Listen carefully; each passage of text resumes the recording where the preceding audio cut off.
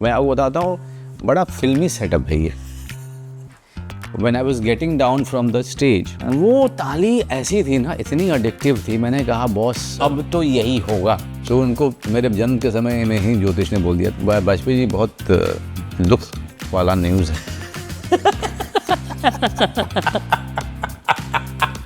Family man, gangs of Wasseypur या फिर बीकू महात्रे, जब हम ये सब सुनते हैं हमें लगता है कि ये तो एक इनक्रेडिबल एक्टर, एक इनक्रेडिबल स्टार की कहानी है। पर इन सब के पीछे कहानी है एक छोटे से बच्चे की जो बिहार के बेतिया से अपनी जिंदगी के बहुत सारे एक्साइटिंग एक्सपीरियंसेस की शुरुआत कर रहे थे। Welcome to Hindustan Times presents the Impossible Show, the stories of Bharat के super heroes, presented by Audi, BSC and Airtel Payments Bank. कैसे हैं जी? We meet again. Long time no see. Yes. आज मेरे गेस्ट हैं मनोज बाजपेयी।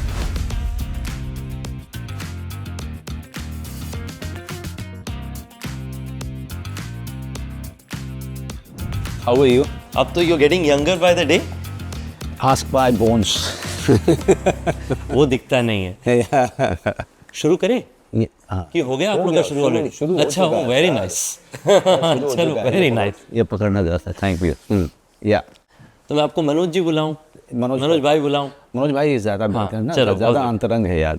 मनोज जी वगैरह जो है बड़ा अजीब लगता है। एनीवे, तो मनोज भाई, आप ऐसी गांव से आते हैं जहां से जिसका नाम शायद देश में बहुत ज़्यादा लोगों ने सुना नहीं है। जी, मैं भी ऐसी गांव से आता हूं जहां का नाम देश में बहुत ज़्यादा लोगों ने सुना नहीं। उड़ीसा में। उड़ीसा में एक छोटी गांव है रायगढ़ नाम की। अच्छा, वो किस तरफ है ये पहले बताइए। साउथ उड़ीसा है, आंध्र उड़ीसा बॉर्डर में। आंध्रा उड़ीसा बॉर्डर। तो हम दोनों बॉर्डर से ही पले बड़े हैं। जी जी। मतलब उसलिए मैं दोनों भाषा कह लेता हूँ, उड़िया भी कह लेता हूँ, तेलुगु। हाँ, तेलुगु भी आती होगी आप। Correct correct. अब चूंकि आपसे आगे बात बढ़ाऊँ, एक वहाँ का पेंटर, वो बॉर्डर का था, तेलुगु उड़ीसा बॉर्डर का।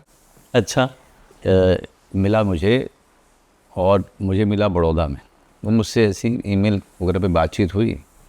मैं बड़ौदा गया तो फिर मैं मिला, उसके कमरे में भी गया। वो वहाँ से पढ़ाई कर रहा था, फाइनल ईयर में था। वो पेंटिंग वाली जो इंस्टीट्यूट है, बहुत ही फेमस बड़ौदा बड़ौदा में। हाँ, ऑफ कोर्स।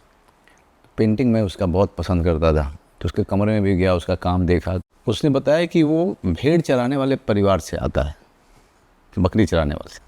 तो यही है ना आजकल। This is what I was telling you, कि वहाँ बकरी चराने वाले परिवार का लड़का इतना कमाल का painter, today he is become quite a well known guy artist. Among the circle. So yes, please. नहीं, तो मेरा मानना है कि देखिए, आज के दिन में पहली बार ये हो रहा है कि भारत में लोग जो है छोटे छोटे गांव से बड़ा काम करके निकल रहे हैं, क्योंकि जो आपने बताया कि उनका वो ड्रीम है कि हमने करके छोड़ना है दूसरी तरफ। Right. मुझे लगता है कि आज के एंड ऑफ दिस शो में अगर कोई और इंसान, चाहे वो साउथ उड़ीसा में सुन रहा है, चाहे वो बिहार के किसी छोटे गांव में सुन रहा है, चाहे वो महाराष्ट्र के किसी छोटे गांव में सुन रहा है, अगर उसे लगे कि मेरा कोई ड्रीम है, उसे वो परस्यू करने की हिम्मत रखे, अगर वो हमने कर दिया तो मुझे लगता है कि आज हमारा काम सफल हो जाएगा। बिल्कुल।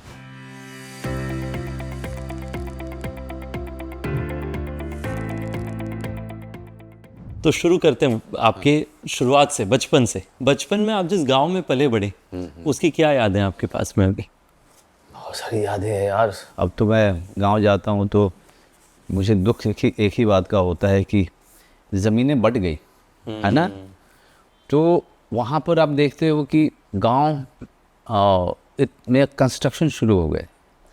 वो जो खेत थे, दूर दूर तक सिर्फ खेत देखता था, अब बीच में कोई घर बनने लगे उधर।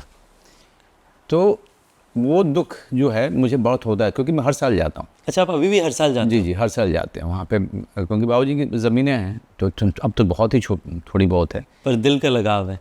लगाव है, और उस घर में हमारी पैदाइश हुई है, तो जाते आते रहना तो बहुत ज़रूरी होता है। लेकिन हमारी गांव की जो याद की जो बात आप कह रहे थे, मैं आपको बताता हूँ, बड़ा फिल्मी सेटअप है ये। इन मेरे गांव के एक तरफ नदी है और दूसरी तरफ नहर है, कनाल। तो हम कभी नदी में ज़्यादा पानी हो जाती थी तो नदी में तैरने चले जाते थे, और जब पानी जो है नहर में छोड़ते थे तो हम नहर में नहाने चले जाते थे।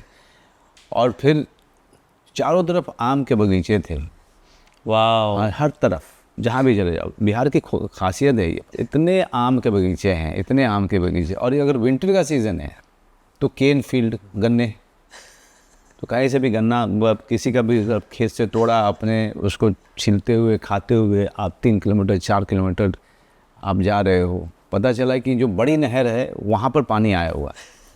तो हम बड़ी नहर जाने के लिए कम से कम 7 किलोमीटर पैदल चल के जा रहे हैं, गन्ना खाते हुए, पगडंडियों से होते हुए छोटे छोटे।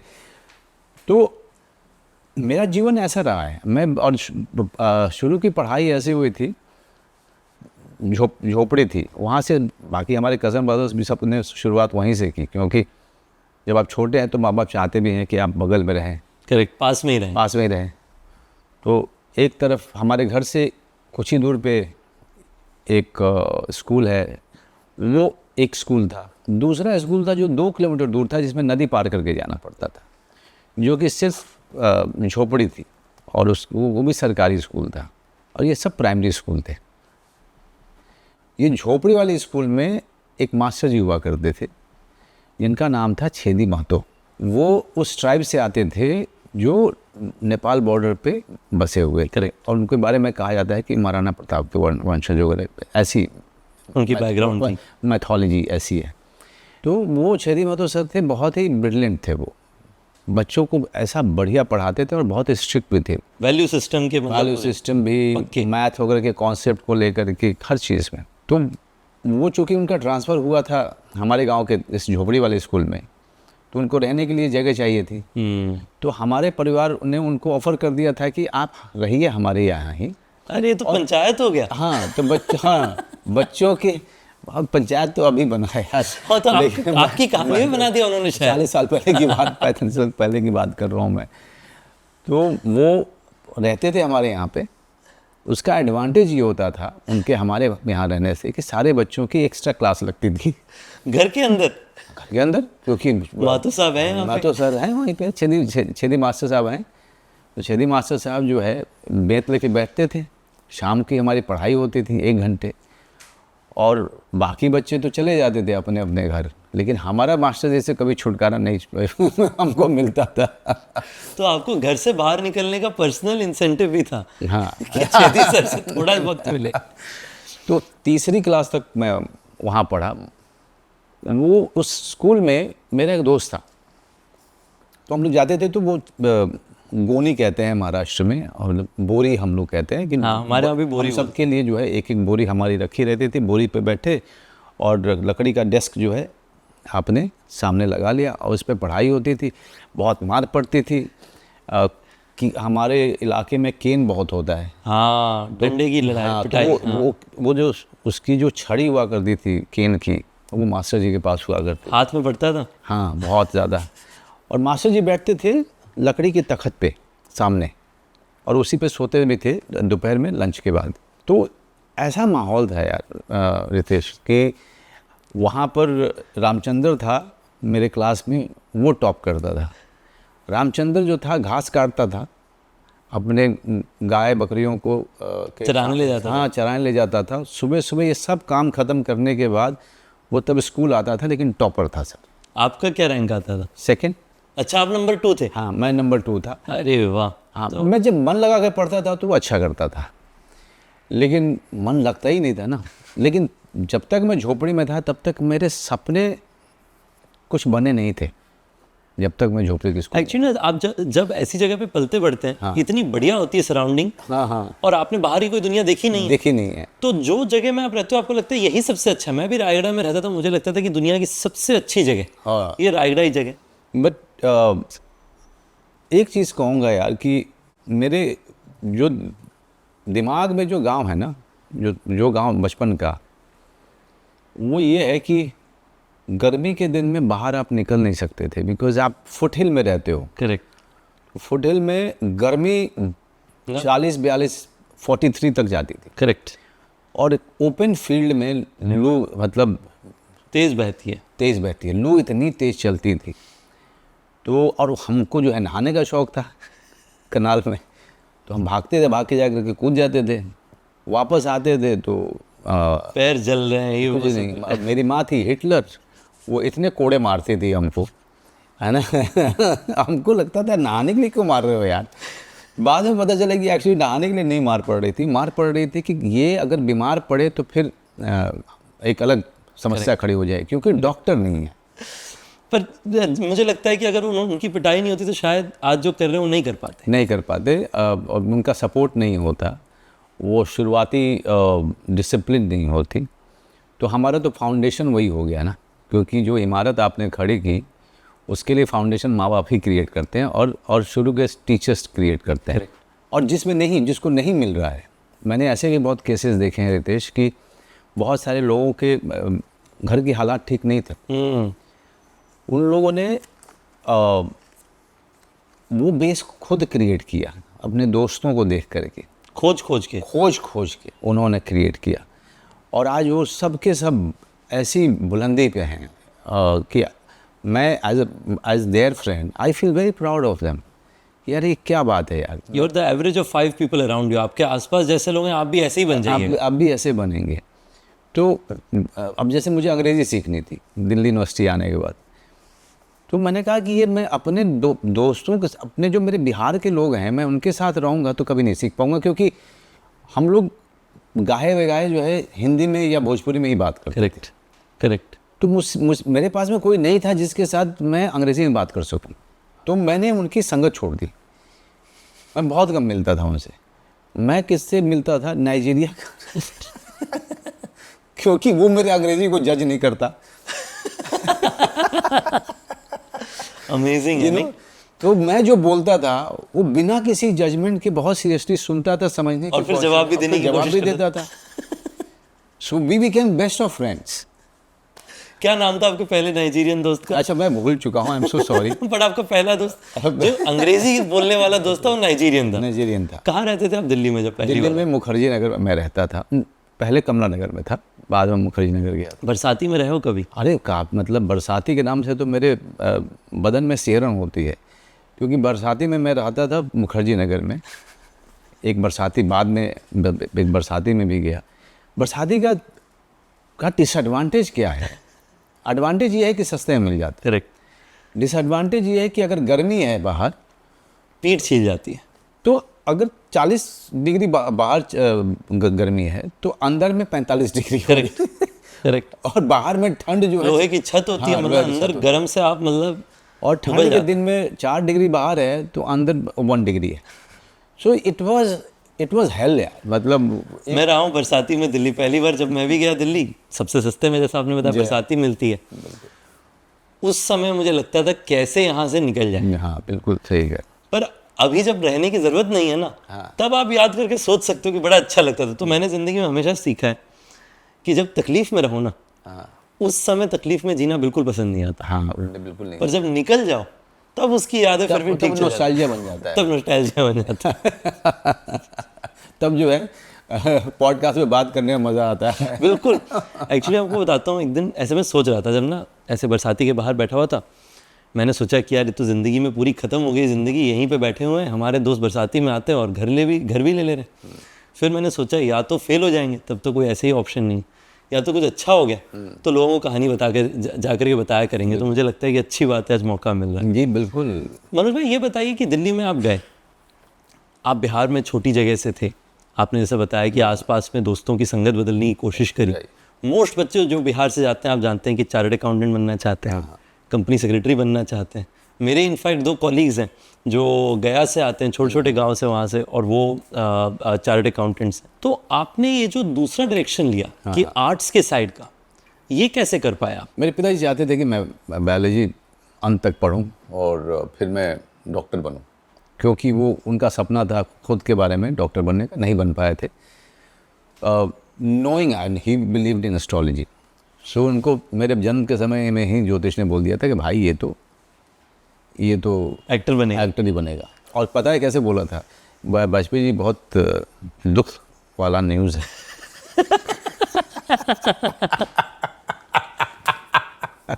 क्योंकि कि आपका लड़का स्टार हुआ है कि नहीं स्टार होगा तो नहीं बोला कि वाजपेयी जी बहुत दुख भरी बात है।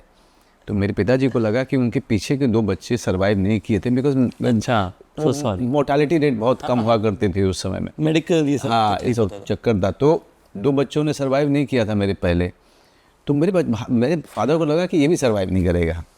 तो मैं क्या नहीं उनका दिल बैठ गया। उन्होंने कहा कि नहीं ये भी नहीं बचेगा, और नहीं बचेगा, अच्छा जी लेगा। बात कुछ और है। उन्होंने कहा क्या? बड़ा गड़बड़ हो गया,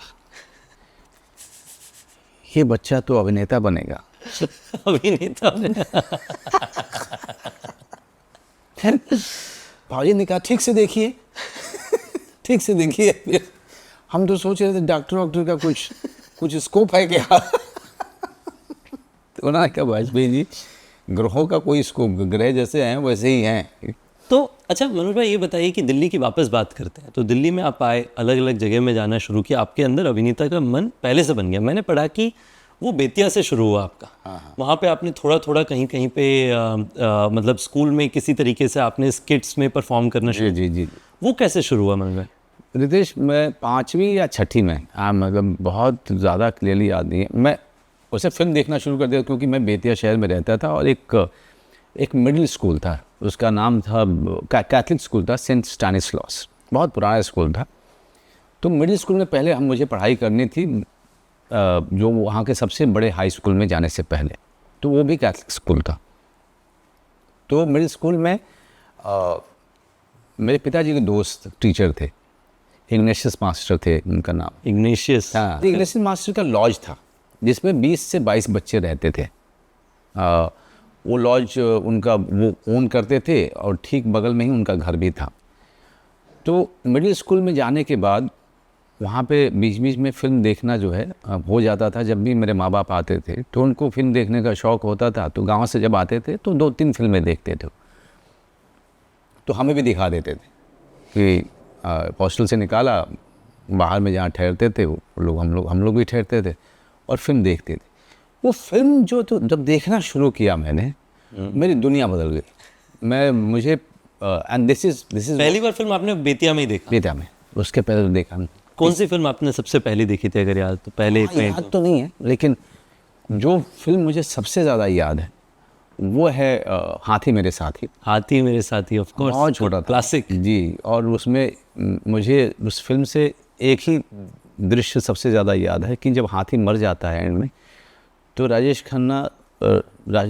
खन्ना जी के ऊपर एक गाना फिल्म आया था, नफरत की दुनिया को छोड़ के प्यार की दुनिया में खुश रहना मेरे यार। ये गाना मुझे आज तक याद है।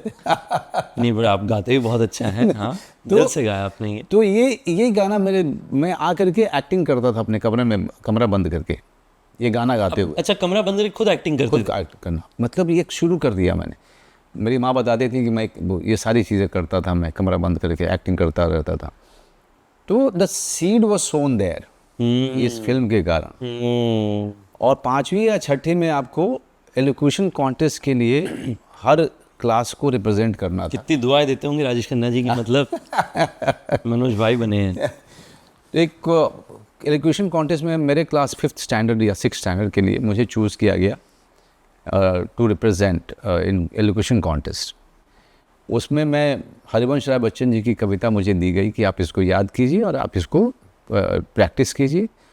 तो वो जो था मेरा, वहाँ से जर्नी मेरी शुरू हो गई और मैं फर्स्ट प्राइज़ भी लेके आया। When I was getting down from the stage, और जिस तरह की ताली, मतलब टीचर्स भी खड़े होकर ताली बजा रहे, वाह, वो ताली ऐसी थी ना, इतनी एडिक्टिव थी। मैंने कहा बॉस अब तो यही होगा। इसके अलावा अब मैं कुछ नहीं। वो आपका पहला वो था कि ऑडियंस का अप्रिसिएशन का जो मज़ा होता है जी, वो वहाँ से आया। और उसका कारण है क्योंकि मैं बहुत ही शाई और रिजर्व बचा हुआ करता था, बहुत ज़्यादा। तो मुझे पहली बार ऐसा लगा कि स्टेज पे ना मैं एक फ्रीडम महसूस किया। मैंने महसूस किया कि this stage has given me a chance to be myself, to express myself, rather than constantly be bothered कि दूसरे क्या कहेंगे, क्या होगा।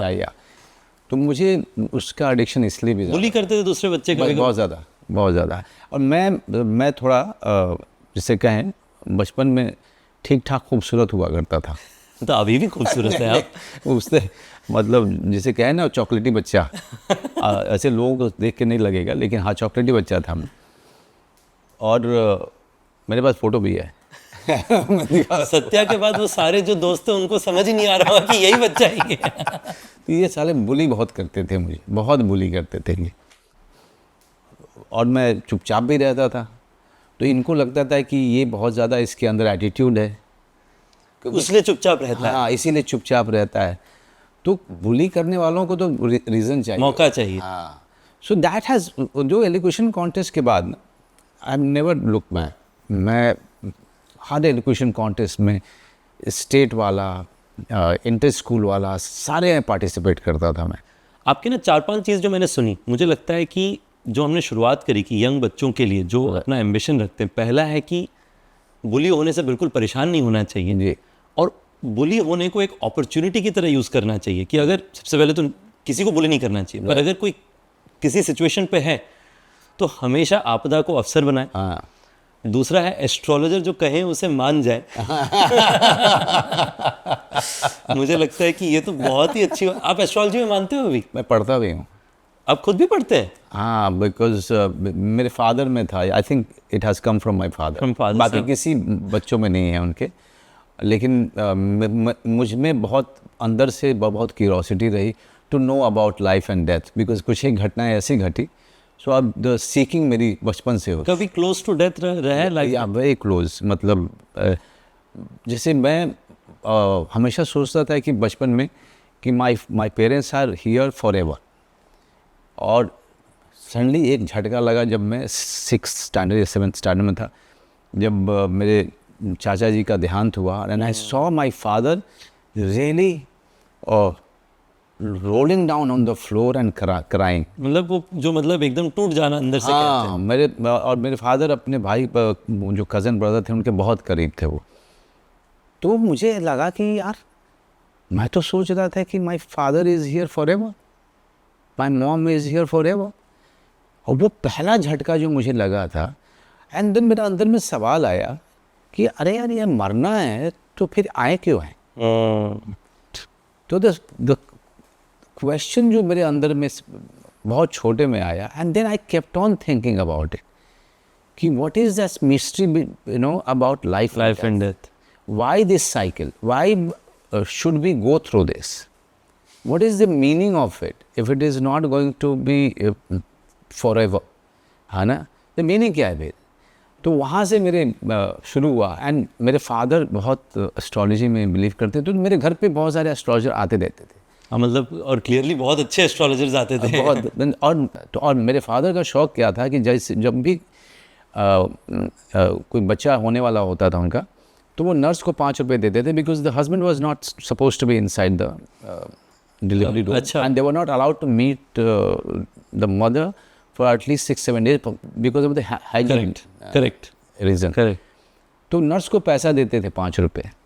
5 रुपये उसमें काफ़ी पैसा होता था, लेकिन मुझे एग्जैक्ट टाइम दीजिएगा आप कि कब बर्थ हुआ है, बहुत कब हुआ, ताकि कुंडली बनाई जा सके। आपको क्या पर्सपेक्टिव है? आपने जो ये रिफ्लेक्ट किया इस पे कि लाइफ और डेथ के बीच में आपका क्या ओपिनियन निकला फाइनली में, कि मतलब क्यों आते हैं हम अगर हमें जाना ही है एक समय पे?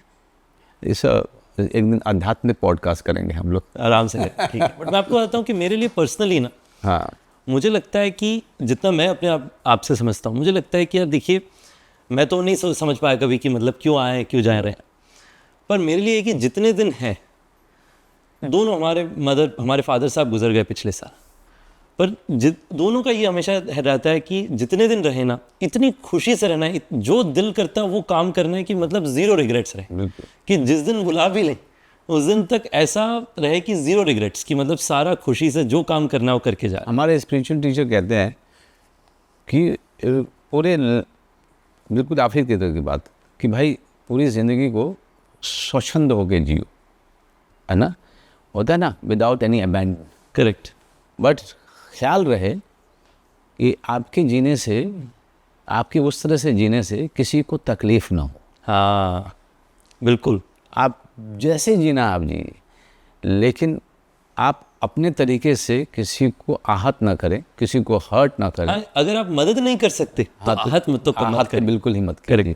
करेक्ट। ये और मैं इस प्रिंसिपल को फॉलो करता हूँ, और मैं भी अनअबैंडन तरीके से जीता हूँ। जो मन आता है करता हूँ, मेरी लाइफ की एक रूटीन है, और उस रूटीन के साथ समझौता नहीं करता हूँ मैं कभी भी, उस डिसिप्लिन के साथ में। लेकिन उसके अलावा मैं बच्चे की तरह ज़िंदगी को जीता हूँ। मैं सबसे ज़्यादा खुश वहाँ होता हूँ जब मैं शूटिंग पे होता हूँ। लोग कहते हैं कि आप नुसरत आप आधा घंटा पहले क्यों आ जाते हैं? हमारे लिए जो हम सब लोग नर्वस हो जाते हैं यहाँ पे, उनको मैं कन्विंस नहीं कर पाता हूँ कि भाई मेरे लिए शूटिंग पे पहुँचना is an exciting thing, it's an exciting thing, मतलब I am looking forward to it. Child like excitement, मुझे रहना है वहाँ पे। हाँ नहीं, मुझे I get अपने it. लोकेशन पे पहुंचना, अपने सब लोगों से बात करना, फिर अपने वैन में जा करके मेकअप करना and reading the scene of that day and उस पर प्रिपेयर करना, फिर अपने को एक्टर के साथ बातचीत करना। I love that and that is why I reach there नहीं बिल्कुल, क्या यू रियली वांटेड इट। अगर आप ज़िंदगी में उसी के लिए आपने फाइट करी है।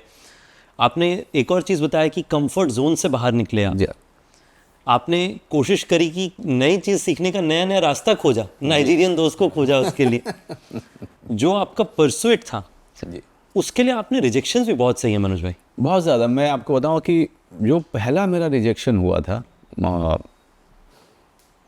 जो कि मेरे लिए बहुत बड़ा था, वो मैं बचपन से ये सोच रहा था कि मैं मटेरियल इकट्ठा कर रहा था कि मैं एक्टर बनना चाहता हूँ। तो अगर मैं किसी को बोलूँगा यहाँ पे इस समाज में, तो सब मेरा मजाक उड़ाएंगे, क्योंकि एक्टर्स वर कंसिडर्ड भांड, नाचने गाने वाले। उनकी फिल्में देख लो, एंटरटेन हो जाओ, दैट्स इट। तो मैं किसी को बोलूँगा तो ये तो मेरा मजाक भी उड़ाएंगे एंड ये लोग पूरी कोशिश करेंगे कि मैं यहाँ से नहीं निकलूँ। तो मैंने कभी किसी को नहीं बताया। मतलब मेरा यूनिवर्सिटी में किसी को नहीं बताया? नहीं, मेरे स्कूल में, हाँ, मैं जब 12th, मतलब मैं 11वीं 12वीं, हाँ, किसी को पता ही नहीं था कि मैं करना क्या चाहता हूँ। मैं जा करके, मेरे फादर ने कहा कि ये भाई देखो, ये आ गया है मेडिकल के एंट्रेंस का, इसका भरो और जा करके दे के आओ। मैं फॉर्म भर के मैं जा करके मेडिकल एंट्रेंस टेस्ट भी दे के आ गया 2 बार। So I never told them openly कि भाई मुझसे क्यों एंट्रेंस टेस्ट दिलवा रहे हो, मुझे नहीं करना है। तो मैंने कहा कि करते रहो जो ये कह रहे हैं, and find a time and opportunity to exit from here. तो मेरा एक दोस्त था, उसके भाई पढ़ता था हंसराज कॉलेज में, दिल्ली यूनिवर्सिटी में। तो उसने कहा कि मैं जा रहा हूँ, मैं उधर ही पढ़ूंगा। मैं मारवाड़ी दोस्त था, तो उसको मैंने कहा कि प्लीज़ मुझे भी ले चल यार।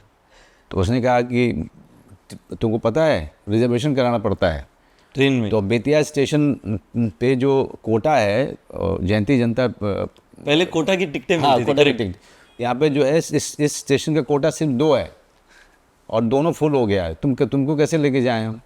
तुमने कहा किसी तरह से कुछ कर दे। तो उसने कहा ठीक है, एक काम कर, दिल्ली का टिकट ले ले, फिर देखेंगे हम लोग। जनरल वाला टिकट? जनरल वाला टिकट ले लिया मैंने। और जिस दिन हम लोग फिर वहाँ से प्रीतेश हम लोग निकले पटना के लिए। एक तो हम लोग का इलाका इतना दूर है कि आप सपना तो देख लेंगे, लेकिन सपने को चेज़ करने के लिए आप जब निकलेंगे अपने घर से, तो पटना स्टेशन तक पहुंचने में उस समय में 3 दिन लग जाते थे। पटना स्टेशन तक का ही 3 दिन लग जाते? हम लोग को लगता था। जब मैं अपने गांव से निकला तो गांव से लेकर के पास के कस्बे तक कोई बस नहीं आती थी। वो बस कभी आती भी थी तो अचानक से बस चलनी शुरू होती थी, और अचानक से बंद हो गई तो 1 साल के लिए बंद हो गई। तो 3 दिन हुआ तो पहले कस्बा पहुंचो, कस्बे के बाद फिर बेतिया पहुंचो, बेतिया में फिर रुको, फिर बेतिया से मुजफ्फरपुर पहुंचो, मुजफ्फरपुर में 1 रात रुको, फिर उसके बाद अगले दिन फिर पटना के लिए आप बस फिर पटना से भी तो दिल्ली फिर और 1.5 दिन। तो पटना से आपको जयंती जनता ट्रेन लेनी है। अब उस जयंती जनता ट्रेन में मेरे दोस्त रविंदर चौधरी का जो है रिजर्वेशन है, मेरा नहीं है। तो स्टेशन पे किसी ने कहा अरे चढ़ जाओ, बीच रास्ते में टीटी को दे देना, कुछ पैसा हो जाएगा, है ना। हम लोग चढ़ गए। अब जब टीटी इधर आए तो मैं दूसरे बोगी में भागूँ, फिर उस दूसरी बोगी में आए तो मैं तीसरी बोगी में भागूँ, फिर मुगल सराय पहुँचे, फिर मुगल सराय में उतर के फिर वापस पीछे। और 101 डिग्री मुझे बुखार। तो मेरे दोस्त ने कहा कि तू एक काम कर, तू सो जा। तो मैं सो गया, जिसको लेकर आज तक गाली देता है वो। और ये बात पता नहीं कितने साल पुरानी है। वो मारवाड़ी दोस्त आज तक गाली देता है कि इसको बताओ, पैसा मैंने खर्चा किया, ये सो गया, मैं वहाँ पर जो है टीटी से भाग रहा हूँ। अच्छा, फिर वो भाग ले। वो भाग रहा था। क्या करते हैं आपके मारवाड़ी दोस्त अभी? अभी दिल्ली में है वो, अब तो खैर वो रियल एस्टेट में। रियल एस्टेट में। हाँ, आप कनेक्टेड हैं अभी भी? वहाँ हम लोग काफ़ी कनेक्टेड हैं। दिल्ली यूनिवर्सिटी के दोस्त, मेरे बेतिया के दोस्त, सब लोग बहुत ज़्यादा कनेक्टेड है, बहुत ज़्यादा। अभी तो आदमी जो एक बहुत बड़ा जो दुख है मुझे एक ही बात का, कि मैं ट्रेन में नहीं सफ़र कर सकता हूँ।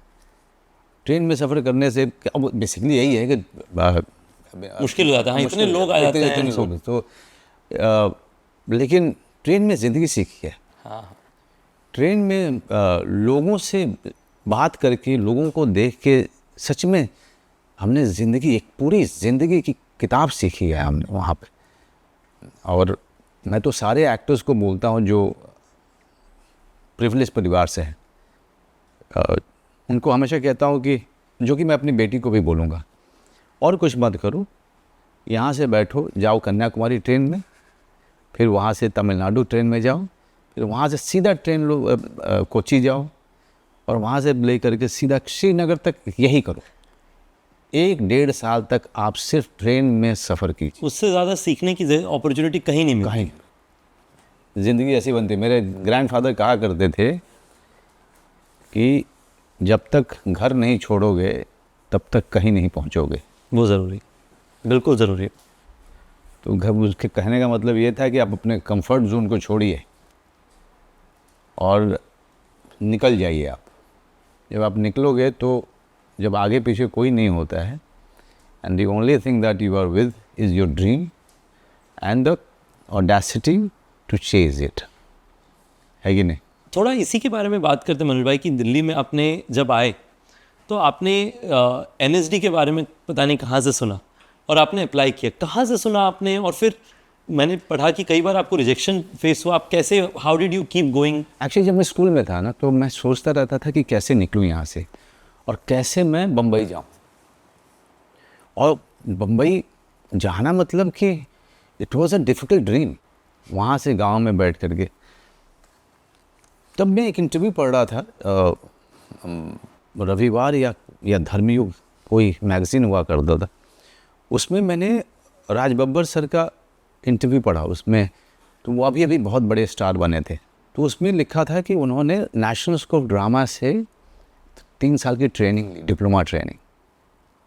और मैंने कहा यार ये बढ़िया है कि यहाँ पर मुझे जो है एक जगह मिल गई जहाँ जा कर के मैं काम करूँगा, सीखूँगा, फिर उसके बाद बम्बई जाऊँगा। फिर उसके बाद नसरुद्दीन शाह सर का जो है इंटरव्यू था, फिर मैंने ओमपुरी सर का भी इंटरव्यू पढ़ा। तो ये सब कोई सब नेशनल स्कूल ऑफ ड्रामा गए।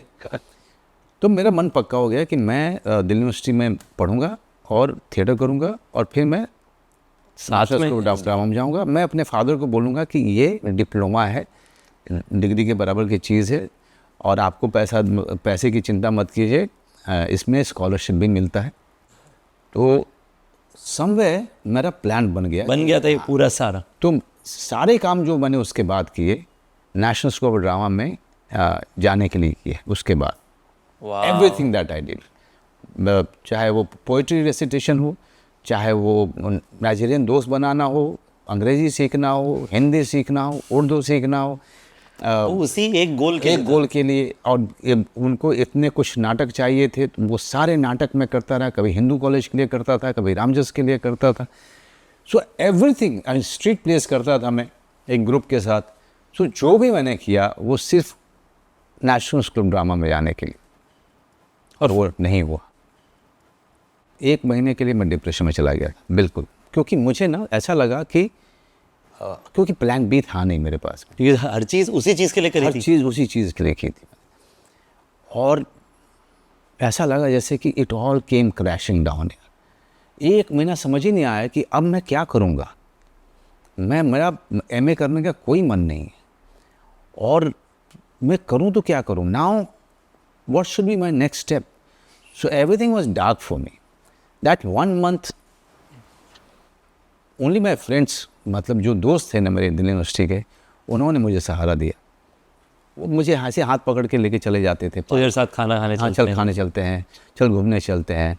मुझे ज़बरदस्ती कमरे से निकाल के लेके जाते थे। वो देख रहे थे कि ये वो शायद एक महीना आपका सबसे कठिन पार्ट होगा आपके लाइफ में। सबसे कठिन। एक बार वो उसमें से एक दोस्त था, विजय जजोरिया, भोपाल में रहता है वो। उसने कहा अरे यार संभव थिएटर ग्रुप है, उसने जो है 1 साल के लिए वो लोग थिएटर वर्कशॉप कर रहे हैं, और जो भी उस थिएटर ग्रुप में है वो सब नेशनल स्कूल ऑफ ड्रामा से पास आउट लोग हैं।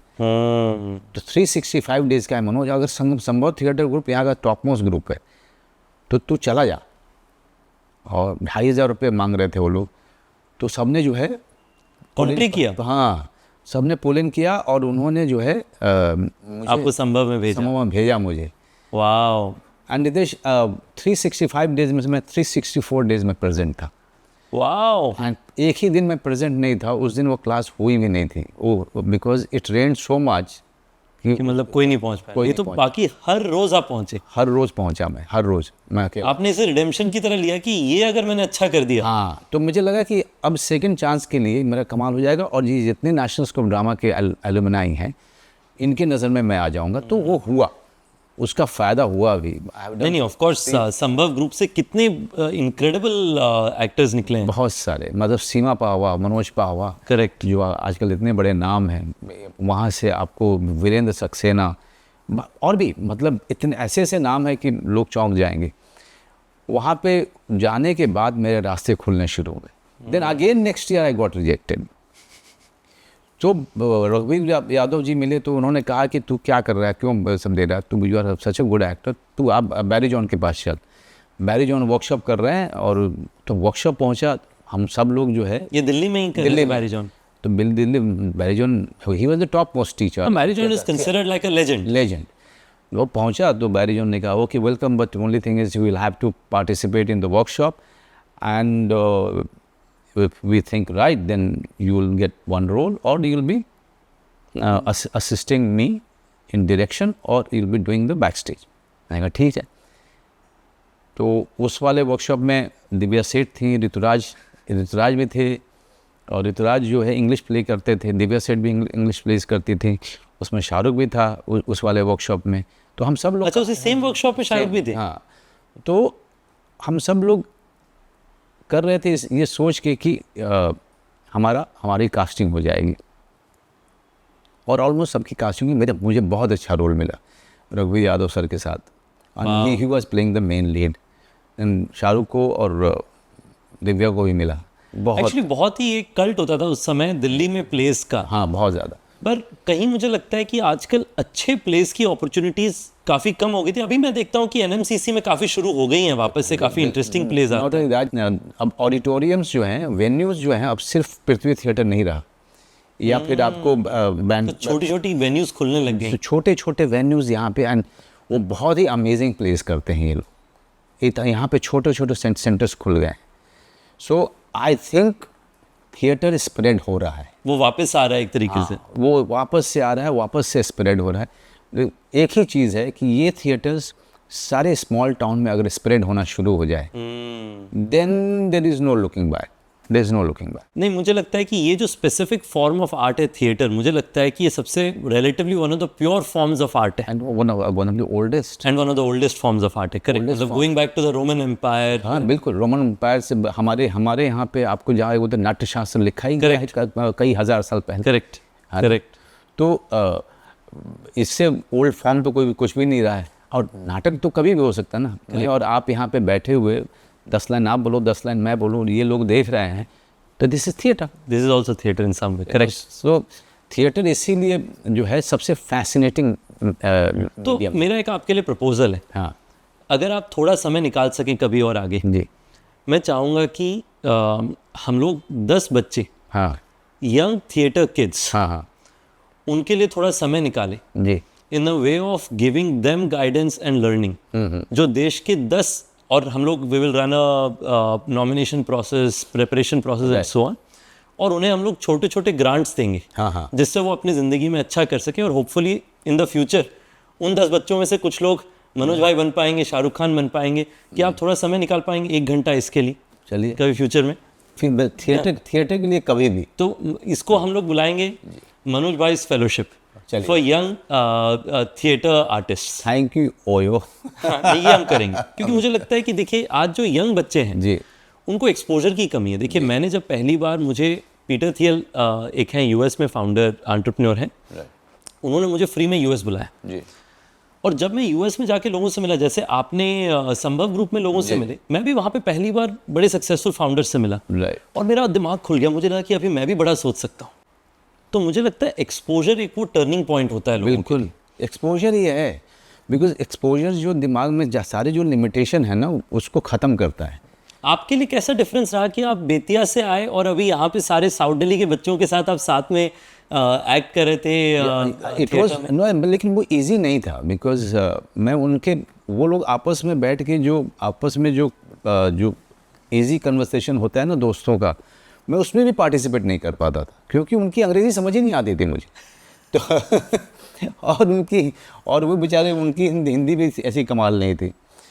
तो उनसे दोस्ती होते होते मुझे समय लग गया और सब, and it lasted for very long and we are still friends. हम सब अभी भी दोस्त हैं। Rituraj passed away, god bless his soul, but you know all of us, उनकी हिंदी अच्छी हुई, मेरी अंग्रेज़ी अच्छी हुई, तो कम्युनिकेशन का जो है उसकी फ्रीक्वेंसी बढ़ गई। दिल्ली में मैंने सुना है कि सारे थिएटर वालों का अड्डा होता है जहाँ पे सब लोग मतलब हैंग आउट करते हैं। जी। आप लोग का कौन सा था? हमारे बाद में मैंने एक ग्रुप फॉर्म किया था एक्ट 1 NK शर्मा के साथ, बहुत ही लेजेंडरी प्लेस की है हमने उसके साथ। तो उसमें पीयूष मिश्रा भी आ गए, आशीष विद्यार्थी भी थे, आशीष विद्यार्थी भी थे, गजराज राव भी थे, और सुजीत सरकार, कुछ समय के लिए इम्तियाज़ आया था शायद।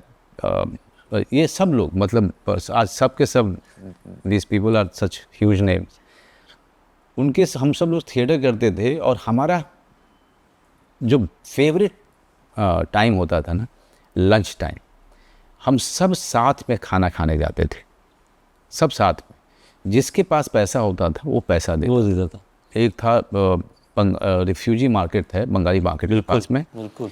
वो तंदूरी रोटी और दाल बहुत अच्छी देता था, तो हम तंदूरी रोटी और दाल लेते थे बस। और हम ये बाकी सब चले जाते थे तो मैं और गजराज राव पीछे रह जाते थे कि हम दोनों चुपके से 2 लस्सी पियेंगे क्योंकि अपना खुद का होगा। हाँ। क्योंकि हमारे पास उतने ही पैसे हैं। हनुमान मंदिर का कड़ी चावल, हनुमान मंदिर का कड़ी चावल बहुत ही Iconic था। आपको ITO पे एक बजरंगबली जी की बहुत बड़ी मूर्ति है। ठीक है, उसके ठीक नीचे, उनके ठीक नीचे वहाँ पे एक ढाबा है। करेक्ट। मुझे लगता नहीं है कि इस दुनिया में उससे बढ़िया दाल उस समय कहीं पे मिलता होगा ना। मैंने काफ़ी दोस्तों से पूछा कि भाई तुम लोग गए, खाया क्या वापस से? तुमने कहा खाया, लेकिन वो शेफ जो है वो गुजर गया है, तो अब वैसी दाल नहीं है। वो सिर्फ दाल खाने के लिए लोग 20 अलग अलग जगह से आते थे। देखिए दिल्ली का जो भी कहें, दिल्ली का जो खाना है हाँ, वो अनपैरेलल्ड है। दिल्ली की खाने की एक मिसाल है। आप दिल्ली में ये मत सोचो कि यार ये चीज़ मैं यहाँ खाऊंगा, करेक्ट, कभी नहीं सोचो। दिल्ली में किसी भी गली में जो खाना चाह रहे हैं आपको मिल जाए, बिना ये सोचे हुए कि हाइजीनिक है कि नहीं है, आप खा लो। वो हाइजीनिक भी होगा और उसमें स्वाद भी होगा, जो आप ज़िंदगी भर नहीं भूलो। आप बार बार याद दिलाओ। बार बार। तो अच्छा, आपके ख्वाब तो बड़े थे, बहुत बड़ा। आपने मतलब बेतिया से ही मन बना लिया था कि अभी तो हमने, आपने इंटरव्यूज़ पढ़ी और कॉन्स्टेंटली उससे अपना प्लान बनाया। दिल्ली शहर उसके लिए थोड़ा छोटा पड़ गया तो उसके लिए आप पहुँचे बॉम्बे, मुंबई। आपने कहा कि चलो बैंडिट क्वीन ठीक हुआ है, अब मैंने कुछ और करना है। पहला बॉम्बे में क्या आपके लिए? इट वॉज टीडियस यार, आई वुड से कि टीडियस का ही नज़र से था। मैं दिल्ली में 18 घंटे बिजी रहता था। Yes, I was not earning money. Theatre से आप पैसा नहीं कमाते हो, पर काम था, मैं बिजी रहता था। खाना वाना तो दिल्ली की एक अच्छी बात है कि दोस्तियाँ ऐसी थी कि खाना वाना तो मिल ही जाता था। कभी एक खाना कभी मिस हुआ भी, लंच अगर मिस हो रहा है तो सडनली कोई खा रहा है तो उसके साथ जाके बैठ गए, तो साथ में बैठ के तो खा लिया। आधी रोटी वो दे देता था खाने के लिए। Delhi was not difficult, Mumbai was very difficult for me, very difficult. It was, मैं इतना ज़्यादा था कि मतलब मैं फिज़िकली मैं सही नहीं था, mentally and emotionally I was मतलब जस्ट वेरी डाउन। मैं काम नहीं था, मैं थिएटर भी नहीं कर रहा था, काम की खोज में स्टूडियो से एक स्टूडियो में भटकता रहता था, और फाइनेंशियली तो कम्प्लीटली ब्रोक, है ना। महंगा शहर भी है, महंगा शहर भी, तो यहाँ पे खाना कहाँ से आएगा इसका पता नहीं चलता था यार। कई बार तो पूरा दिन भूखे भूखे ही रह जाते थे हम लोग। तो दिन भर जो है आप भटक रहे हो, इधर से उधर पैदल चल के जा रहे हो, इस स्टूडियो से उस स्टूडियो, इधर जा रहे हो, किसी के फ्लोर पे जा रहे हो, किसी के स्टूडियो पे जा रहे हो, तो वहाँ से आपको प्रोडक्शन वाले भगा दे रहे हैं, यू नो। सो और जब मैं बाद में जब धीरे धीरे थोड़ा सा सीखने लगा, तो मैं ठीक शूटिंग पे, किसी की शूटिंग पे उस समय जाता था जिस समय लंच होता था, कि यहाँ तो खाने का पहले इंतज़ाम करना है। तो सबसे पहले जाना पहचाना चेहरा देखता था, अरे क्या हाल है, बढ़िया, अच्छा मतलब ये कुछ बातचीत करते हुए तो वो पूछ ही लेता था, ए खाना खाना है मुझे, तो खाएगा? हाँ चल आ जा। तो खाना खाने के लिए जो है आपको जो है दिमाग लड़ाना पड़ता था कि कैसे खाना मिले। तो मैं शूटिंग पे उस समय जाता था जब मुझे डायरेक्टर से या चीफ असिस्टेंट डायरेक्टर से अपने आप को इंट्रोड्यूस करना, ये सारी चीज़ों में काफ़ी समय जाता था हमारा।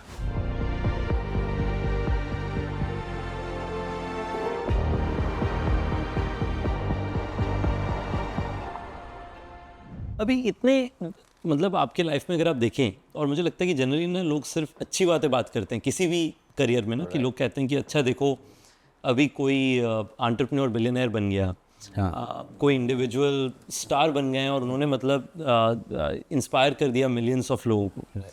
पर वो करने के लिए जो पीछे की मेहनत होती है, वो मतलब सालों सालों की होती है, बहुत सालों की होती है। वो इतने प्रेशर वाले सर्कमस्टांसेस में आपने भी देखा होगा अपने आसपास में, लोग गलत रास्ते निकल जाते हैं, बिल्कुल। लोग सर्वाइव नहीं कर पाते प्रेशर में। तो मेंटल आपका क्या स्किल था, आपको क्या लगता है कि व्हाट मेड यू स्पेशल, और अगर कोई उस रास्ते से अभी गुजर रहा है तो उन्हें आप क्या कहेंगे? यार एक ही चीज़ है, मैं इसको कहता हूँ स्टबर्ननेस, लेकिन इसको अगर सही मायने में कहा जाए तो perseverance. Perseverance for the vision that you have for your own self. क्योंकि दुनिया ने आपका ड्रीम नहीं देखा है, so they would like to associate with you for their own work, but is that part of your vision about yourself, or is that part of your dream? If it is not, then don't associate yourself. Persevere karo till you reach there, till you really find that time or that goal. मैंने सत्या के बारे में बहुत सुना है, cult movie, life changing. Yes.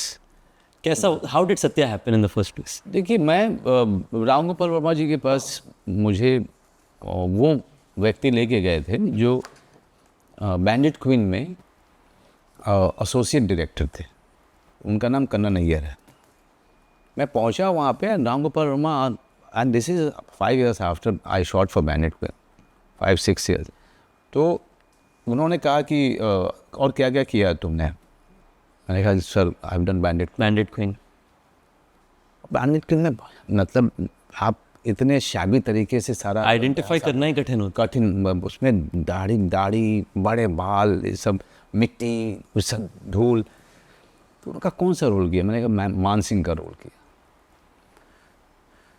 तो उन्होंने कहा कि but you don't look like मान सिंह। मैंने नहीं सर, वो अलग ढंग से था और अलग तरीके से तैयारी थी। You are very good looking man.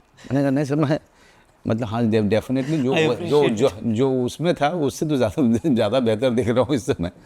और डेनिम शर्ट और डेनिम पहना था मैंने। I can't believe that is you was there as Maan Singh. मैंने कहा thank you sir. No you don't do this role. मैंने कहा क्यों सर? ये रोल आपको लगे 6 महीने की कमाई अभी सामने हाथ से जा रही है? तो मैं कहा no I was looking for you for all this years because I want to make a film on Underworld, Mumbai Underworld, and a real film, just like Bandit Queen was a real film about dacoits. And I guess, no, I'm good, I'll launch you as the main guy. मैंने कहा sir अच्छा, यहाँ पे तब तक जो है किसी पे विश्वास अब खत्म हो गया था, हाँ। खत्म हो चुका था, हर चीज़ पे खत्म हो चुका था। मुझे लगा कि ये आदमी जो है ये भी रोल नहीं देगा और किसी तरीके से टरका के मुझे निकाल रहा है। निकाल रहा है। मैंने कहा सर ये मैं कर लेता हूँ sir, because I need some money sir and I need some role to survive. उन्होंने कहा ओके यू डू इट। उनके जो भाई थे वो पूरा प्रोडक्शन देखते थे, उन्होंने कहा कि 35,000 रुपीज़। मैंने कहा यस यस 35,000 रुपीज़। और Ram Gopal Varma was not really happy that I took that role. वो बिल्कुल खुश नहीं थे। वो उन्होंने शूट कर लिया मेरे साथ, जो शूट होना था कर लिया, बट मैंने सीरियसनेस देखा उस आदमी का। इमीडिएटली मुझे बोला कि मुझे राइटर्स चाहिए, तो मैंने राइटर्स ढूंढने शुरू कर दिए। Luckily after few test and trial Anurag Kashyap मिल गया मुझे, सौरभ शुक्ला मेरा दोस्त था, सौरभ शुक्ला भी आ गया। इस तरह से करके धीरे धीरे हम लोग राम गोपाल वर्मा को वो सारे टैलेंट्स देने शुरू किए जो इस तरह की रियल फिल्म के लिए ज़रूरी था। Yeah, अनुराग कश्यप की भी one of the earliest, like one of the big like turning points in terms of turning points, ये टर्निंग पॉइंट्स हम सब के लिए थी, जो भी इस फिल्म में था सबके लिए टर्निंग पॉइंट था। मुझे नहीं पता था कि जो रोल मैं कर रहा हूँ कुछ ऐसा होने वाला है। जो ट्रायल हो रहे थे फिल्म बनने के बाद, मुंबई इंडस्ट्री में ऑलरेडी बज़ शुरू हो चुका था मेरे बारे में, लेकिन जब फिल्म रिलीज़ हुई तो ऑडियंस थिएटर में नहीं थी, बिकॉज नए लोगों के थे इस फिल्म में। सिर्फ एक उर्मिला थी नॉन। एक हफ्ते के बाद फिल्म को फ्लॉप का डिक्लेयर कर दिया। लेकिन मज़ा कहाँ पे आया कि एक हफ्ते 1.5 हफ्ते के बाद अचानक ऑडियंस भीड़ आने लग गई, वर्ड ऑफ माउथ इतना स्ट्रांग हो चुका था।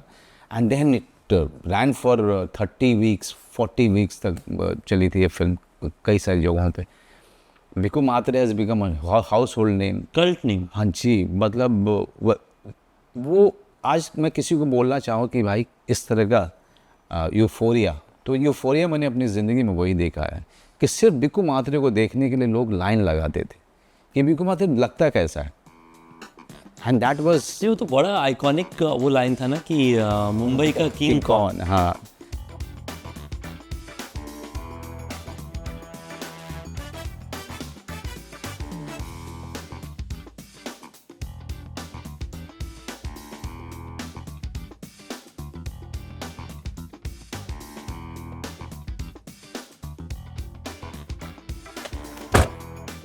अच्छा ये बताइए, गैंग्स ऑफ वासेपुर में जो वो मूवी किया, मुझे लगता है कि one of the iconic movies of our times. मैं उस समय 12वीं की कक्षा ख़त्म कर रहा था जी, और हमारे समय में तो ऐसा था कि मतलब 2 ही मूवी सबसे ज़्यादा चली थी। एक था 3 इडियट्स जी, और दूसरा था गैंग्स ऑफ वासेपुर। उस मूवी के बारे में थोड़ा बताइए कि वो कहाँ से आया, उस मूवी के बारे में आपने जो किरदार अदा किया वो बड़ा यूनिक कैरेक्टर था। वो अनुराग कश्यप का एक बार रात को फ़ोन आया मुझे, और मैंने अनुराग कश्यप हम जबकि हमने साथ में काम किया था, और वो अपनी ज़िंदगी में मशगूल थे, मैं अपनी ज़िंदगी में काफ़ी मसरूफ़ था। और एक बार रात को 10 बजे ऐसे ही फ़ोन आया कि क्या आप मेरे साथ काम करोगे? मैंने कहा mad what, so there is a script, when should I send it to you? मैंने कहा कुछ नहीं यार, तुम एक काम करो, कहाँ बैठे हो? तो मैं अपने ऑफिस में बैठा। मैंने ठीक है एड्रेस भेजो। मैं उसके पास चला गया तो उसके असिस्टेंट भी वहाँ बैठे थे। मैंने कहा कि एक काम करते हैं, इसको ना पढ़ना शुरू कर, नरेट करते हैं। हाँ, नरेट कर दे। जबकि मैं नरेशन लेता नहीं हूँ। उस रात को बहुत साल के बाद मिल रहा था अनुराग से, तो उसकी खुशी भी थी, एक्साइटमेंट था, सब लोग बैठे थे, पुराना रिश्ता भी है, गप्पे मार रहे थे। हमने कहा चलो ये कम से कम, एंड उसने 15 पेज पढ़ा। मैंने कहा चलिए करते हैं इसको यार, बाकी तो स्क्रिप्ट भेज देना। लेकिन कहा उसने कहा कि ठीक है लेट मी कंटिन्यू। हमने पूरा पढ़ा। Then we had a small party there itself. And एक चीज़ था कि जो एनर्जी वो जो मैंने देखी उस पूरे टीम में, उसमें सबसे नोन आदमी में ही था। हाँ, बाकी सब जी इंडी टाइप स्टार, इंडी टाइप सबके सब थे। तो वो एक जैसे मैं जानता था नवाज़ को पहले से थिएटर के समय से, तो मैं जानता था कि बहुत ही ग्रेट एक्टर है। उसमें ऋचा का मैंने काम देखा था, मैं I was thoroughly impressed with her work. मैंने हुमा कुरैशी आ रही थी जो कि थिएटर करके आ रही थी, मेरे ही ग्रुप एक्टरों से भी काम किया था। अच्छा, उन्होंने एक्टिंग में काम किया था? हाँ, तो वो मेरे बात किया था उसने। तो ऐसे ऐसे टैलेंट को मैंने देखा वहाँ पे। मैंने कहा कि बॉस इसकी एनर्जी बहुत सही। And then we started talking, reading, workshops. मुझे लगा कि यार चाहे जो भी हो, जो भी होगा कुछ अनोखा होगा। हाँ, अब वो उसका उसका अंजाम क्या होगा मुझे नहीं पता, पर वो ना और वाइब कुछ में पता चल जाता है, हाँ, एनर्जी अगर रहती है ना, मतलब ये मैंने अपने काम में भी देखा, कोई प्रोडक्ट अगर निकाल रहे होते हैं, हाँ, उस प्रोडक्ट में अगर टीम में वो है ना enthusiasm, you can feel it कि ये चलने वाला है। चलने वाला बिल्कुल। अच्छा, एक और चीज़ बात करते हैं, मनोज भाई का इन्वेस्टमेंट स्ट्रेटजी क्या है? तो कितना आप इन्वेस्ट करते हैं शेयर मार्केट्स में, इक्विटी में, डेट में? कितना सिर्फ बैंक में पड़ा रहता है? अरे कैसे सोचते हैं आप? देखिए मेरा मानना है कि सब जगह पे थोड़ा थोड़ा लिक्विड डाइवर्स, अच्छा लिक्विड आप रखते हैं? हाँ, सब जगह पे होना चाहिए, not because of anything, just for your mental Satisfaction. Mental security होती है। But yes, real estate used to be one aspect of investment जो सबको हमारी इंडस्ट्री में इजी लगता है टू अंडरस्टैंड, करेक्ट। राइट। तो आपका हाउस है, आपने शायद एक दो और इन्वेस्ट किया हुआ है। कुछ और जगहों पे इन्वेस्ट किया हुआ है। बट हमारे जो वेल्थ मैनेजर हैं, because I really don't know how to go तो आपने फर्दर, प्रोफेशनल रखा हुआ है अपने साथ? प्रोफेशनल, बिकॉज हमको नहीं आता है, हाँ, हाँ। So you have to have a professional guy who is doing it for you, correct. नहीं, मुझे लगता है कि ये सबसे ज़रूरी चीज़ है राइट। कि हर चीज़ में हर चीज़ हम लोग कर लें, हाँ, उसकी ज़रूरत नहीं। नहीं, ज़रूरत नहीं है, बिल्कुल ज़रूरत नहीं है। और जो काम जानता है उसमें ज़्यादा इंटरफेयर करने की जरूरत है। You just tell them about your idea and after that you leave it to them, correct, and you just keep going back to them every month correct, just to understand as to what's happening. Correct, कुछ correct. नहीं। अच्छा मनोज भाई, मुझे ना ये rapid fire, मैं बड़ा excited हूँ इसके लिए, बट आपसे इतनी बात करने का मन कर रहा था Yeah. तो मैं चले ही जा रहा था, तो ये पहले ख़त्म कर लेता हूँ मैं। बोलो तो क्विक रैपिड फायर है जी। आपको, कोई सवाल अच्छा नहीं लगे तो नहीं pass बताते, करें, ठीक है? हाँ, अगर आर्ग्यूमेंट होगा तो आप जीतोगे या शबाना जी? you have always Shabana. को the wife is always right. आपकी कोई हिडन टैलेंट है जो दूसरों को नहीं पता? नहीं, अब तो पता चल चुका है लोगों को कि मैं खाना ठीक ठाक बना लेता हूँ। खाना बहुत अच्छा बनाते हो, तो फैमिली मैन में भी हम देखते हैं इतना एक्साइटिंग आप खाना बनाते हैं। अगर आप कभी आपका बायोपिक बनाया जा रहा है और किसी और को एक्ट करना है, आप किसे चूज करेंगे? अभी तो जिंदा हो। यंग लोगों में पता नहीं कौन करेगा, लेकिन I would like someone from a village background. हाँ, जो मतलब ग्रेटी बैकग्राउंड है, हाँ, जिसका ग्रेटी बैकग्राउंड हो वही करे, क्योंकि then they will understand the anger and the what you call the emotion कि अंदर क्या होता है, अंदर क्या होता नो दैट इज फैंटास्टिक। कोई को स्टार जिन्होंने आपको बहुत ज़्यादा हंसाया हो, बहुत मज़ा आया जिस साथ काम? है। अनु कपूर। हाँ, अनु कपूर। अनु कपूर। अनु कपूर जी। मनोज भाई, ये बताइए कि शबाना मैम से मुलाकात कैसे हुई? वो पार्टी में हुई थी, हंसल मेहता की पार्टी थी। वो खाना खजाना करके प्रोग्राम करता था हंसल मेहता। हाँ, सुना है मैंने, हाँ। खाना खजाना बहुत पॉपुलर तो होता था। संजीव कपूर जो है करेक्ट, शेफ, वहीं से बहुत पॉपुलर वहीं से पॉपुलर हुए। और उसके पीछे, उनके सक्सेस पीछे Hansal Mehta is the person, अच्छा। बिकॉज वो खुद भी खाना बनाने में बहुत शौक है। अच्छा, उन्हें खुद को भी शौक था? तो जी से जब उसको ये काम मिला तो उसने बाकायदा कई साल तक उसने किया, और हम तो उसके शूटिंग में जाते थे खाना खाने के लिए कि आज यार ये संजीव कपूर आज जो है ना वो आज वो क्या कोरमा बनाने वाला है, तुम लोग आ जाना, तो हम लोग पहुँच जाते थे। खाने में आपका आप 2-3 बार बात किया हमने, खाने में दिलचस्पी बहुत अच्छी है। ज़्यादा, हाँ, आपका फेवरेट कौन से 2-3 चीज़ है खाने में? देखिए वैसे मेरा कंट्रोल बहुत है हाँ। चीज़ों पे, लेकिन 2-3 चीज़ें हैं जिसमें मेरा चीट कर सकते हैं। मेरा जो फास्टिंग है ना, हाँ, या डाइट, वो टूट जाता है। एक तो बिरयानी, हाँ, पता नहीं, मतलब पता नहीं किसने इसको इन्वेंट किया, आई really don't no, but what a genius work, correct, है ना। करेक्ट। और दूसरा है, आप लोगों को आश्चर्य लगेगा, बट मुझे चिकन लॉलीपॉप ड्राई वन जो आम बहुत ही हम्बल से रेस्टोरेंट में मिलता है ना, करेक्ट, करेक्ट। वो मुझे बहुत अच्छा लगता है। हम लोग शूटिंग जब करते हैं, केटरिंग वालों को ये कहा जाता है कि भाई Manoj ji, chicken lollipop Manoj ji test करेंगे, अगर ठीक नहीं होगा तो चेंज हो जाएगा। तो चेंज हो जाएगा। बट आपको एक चीज़ मैंने देखा, because I like to observe things, so आपको पता है एक नया रेसिपी है जो अभी वर्ल्ड वाइड बहुत पॉपुलर होने वाला है, and that is cuisine from Nepal. हाँ, Nepalese cuisine is very good. It's good, but मैंने यूएस में देखा, आप सिर्फ गूगल करो कि मुझे नेपाली रेस्टोरेंट बताओ, करेक्ट। हर सिटी में कम से कम 7 से 8 है यूएस में? यूएस में। वाओ, और मैं जाता था वहाँ पे just to check it out, या हम लोग का शॉपिंग के लिए क्यूरोसिटी से। क्यूरोसिटी से जाके बैठ जाता था, उनका खाना देखता था। ऑथेंटिक नेपाली क्यूजीन, क्या कोई सोच सकता है कि मतलब यूएस को टेक ओवर करे नेपाली cuisine? नेपाली क्यूजीन? वो अभी क्या है, छोटे फॉर्म में है, बट इट्स स्प्रेडिंग। नहीं तो अच्छा इन्वेस्टमेंट अपॉर्चुनिटी बन सकता है। सो फूड बिजनेस जो है ना, वो एक अलग शेप ले चुका है कंप्लीट। करेक्ट।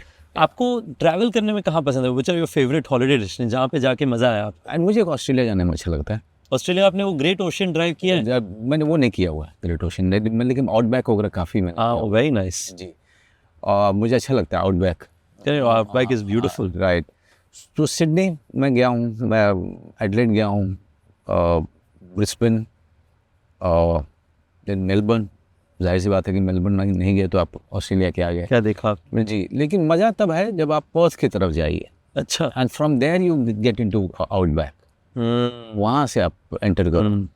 तो वो पूरा एक, मैंने एक बार किया है सिडनी से, जो ग्रेट ओशियन ड्राइव है हाँ वो इनक्रेडिबल है, बट मैंने आउटबैक के में बहुत सुना है। हाँ, अब आपको जरूर जाना चाहिए आउटबैक। मैं ये पक्का करूंगा, आई विल आउटबैक का कमाल है कि दूर तक कुछ नहीं दिखता, सर कुछ है ही नहीं, अच्छी सी सड़क है, आप गाड़ी रेंट करें, आप रेंट करके आप चलाते चले जाइए, कोई दोस्त आपका या आपकी वाइफ है, आप लोग, और हर करीब 25 किलोमीटर पे आपको वो कहेंगे कि and there will be a village, you will get petrol there और गैस देयर।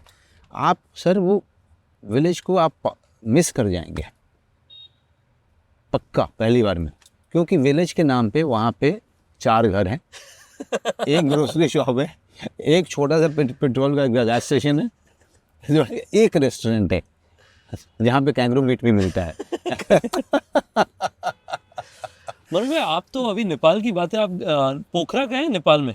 पोखरा मेरे घर के पास, तो पास ही है। तो मैं बहुत बार गए होंगे। बचपन में गया हूँ। पोखरा से हवाई जहाज पहले छोटी वाली चलती थी, अभी भी छोटी ही हवाई जहाज जाती। मैं एक बार क्या हुआ, मैं पोखरा मुझे बहुत पसंद है शहर, मैं जाता हूँ वहाँ पे। अच्छा, वहाँ पे छोटी प्लेन उड़ती है काठमांडू से, मुझे बहुत डर लगता है उसमें। मैं आपको बताता हूँ क्या हुआ, बहुत क्रैश होती है आधे रास्ते में उसकी प्रोपेलर बंद हो गई। Oh shit. तो और मैं उसके बगल में बैठा हुआ था, ओह, तो ये सोवियत तरह की प्लेन है। हाँ तो मुझे फिर एयर होस्टेस कहती है, जो आपके साइड में हैंडल है ना, उसे घुमाइए हाँ, तो चलने लग जाएगा। मैं तो मर जाता।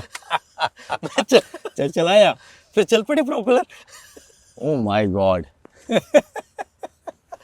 और वहाँ पे क्या रास्ते नहीं है ना अच्छे, रास्ते नहीं, तो उसमें आपके फ्लाइट में आपके साथ जो लाइव स्टॉक भी चल रहा है। हाँ अच्छा, हम लोग भी जा रहे हैं। बड़ी इनक्रेडिबल एक्सपीरियंस है। तो मैंने जब हमारी वाइफ को बताया, उन्होंने कहा आप उस फ्लाइट में फिर कभी नहीं जा रहे। कभी नहीं जा रहा हूँ। नहीं, बिल्कुल नहीं। भगवान पे भरोसा करते हैं, पूजा वूजा करते हैं? बहुत ज़्यादा। एक प्रेयर तो मैं कहाँ से आए? फैमिली से, फादर से? नहीं, हमारे देखिए, हम जिस तरह से परिवार से गांव वगैरह में तो भाई पूजा ये सब बहुत होता है, एंड प्लस ब्राह्मण परिवार में तो आपका हो ही जाता है। तो आपके ग्रैंडफादर 4 बजे सुबह उठ करके वो फैमिली टेम्पल में पूजा कर रहे हैं। मंदिर जाने का मौका मिलता है कभी? हाँ, मैं जाता भी रहता। कौन से आपको लगता है कि सबसे, मतलब आपको सबसे ज़्यादा पीस मिलता है जहाँ जाकर के जाने का मन करता है? मुझे जो नॉन जगह है मंदिर, मैं वहाँ पे बहुत कम जाता हूँ, बिकॉज वहाँ पर इतनी भीड़ होती है। करेक्ट। अननोन जगह। I like to go to a temple where I feel the energy, where I can get some kind of a peace, जहाँ पे बैठ के मैं meditate। हाँ। If you're not getting a chance to meditate, then what is the point of? What's the point of? तो piece के लिए जाते हैं, to relate with the higher spirit। Also to connect with the energy। Correct। और वो meditation वहाँ पे बैठ के करने से ही आपको मिलेगी। तो people must stop treating temples as sure shot cure। Salvation। हाँ, salvation कुछ नहीं। आप जाइए, just if you want to connect with the energy, sit there, meditate, experience all that, and then come back। So we are coming to the end। ये बताइए थोड़ा मनोज भाई कि क्रिटिक्स जिंदगी में जब भी आप कुछ करना चाहें, कुछ लोग होंगे जो कहेंगे कि नहीं ये रास्ता सही नहीं है, ये गलत हुआ, जो उसका नुक्स निकालेंगे। राइट। आप उससे कैसे डील करते हैं? It's very easy. देखिए, जब मैं गांव से बाहर निकला था तो हर आदमी उसका खिलाफ था जब उनको पता चला कि ये आदमी एक्टर बनना चाह रहा है। from my मतलब few of the family members to the everybody many of the people in the village, many people from the small town Vidya, many people scoffed, many people made fun of it. एक चीज़ हमेशा सोचना चाहिए कि pitch पे जो batsman खेल रहा है ना, उसके अलावा कोई नहीं जानता है कि ये खेल को कैसे आगे लेके जाना है। तो बैट्समैन को ही पता है, वो सिवाय बैट्समैन के किसी को नहीं पता, इवन नॉन स्ट्राइकर एंड में जो खड़ा है उसे भी नहीं पता। किसी को नहीं पता। So we are all at the batting crease. आप बाहर के शोर को आपको जो है म्यूट करना पड़ेगा। और ये शुरू में ही मैंने देख लिया था कि नहीं boss, if I have seen something, if for my self, only I know how to go there, only I know how to persevere, how to learn, how to keep marching ahead, keep moving ahead. Everybody else is a spectator.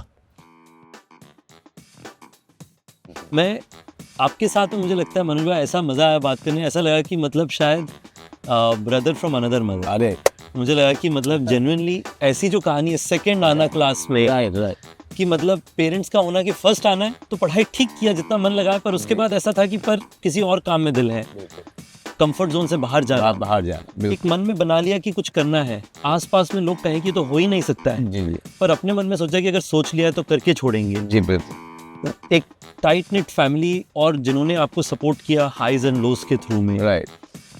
मुझे लगता है कि जितनी आपकी past background है, मुझे लगता है विल बिकम अ वेरी की learning point for millions of people who will watch us. और मुझे लगता है कि उनमें से कई सारे लोग आपकी फेलोशिप का हिस्सा बनेंगे थिएटर में, और वो लोग जाकर के आगे आपका नाम रोशन करेंगे। I'm personally committed to that, what you just offered, and I must tell you कि सिर्फ मेरी नहीं, आप जैसे लोगों की जर्नी भी इतनी इंस्पायरिंग है। उड़ीसा के छोटे से गांव से आकर के और यहाँ तक पहुँचना, today the name has become household name for you. पर मनोज भाई, बहुत बहुत मज़ा आया आपके साथ मिलकर, कभी और वापस से समय बिताएंगे। नहीं, हम लोग बिताएंगे, दिल्ली आता हूँ। प्लीज़ आप जब अगली बार आए, आप फिर मतलब जब आए तो प्लीज़ घर में आइएगा। नहीं, जब गुड़गांव आएंगे। आपको मैं तो इतना अच्छा खाना नहीं बनाता, पर गीत बनाती है, गीत पंजाबी है। हाँ तो मुझे उसलिए छोले कुलचे ये सब नहीं। हाँ, ये मतलब ये वेजिटेरियन खाना जरूर खाएंगे।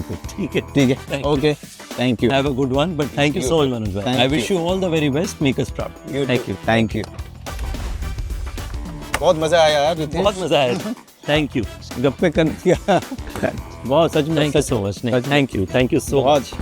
Interesting, exciting and real, what I like about it. तो यस, ये लोग मुझे वही कंप्लेन करते रहते हैं कि आप में कोई भी पॉडकास्टर की स्किल नहीं है, आप बस बातें करते हो। मैंने कहा पर लोग भी तो वही चाहते हैं। और क्या।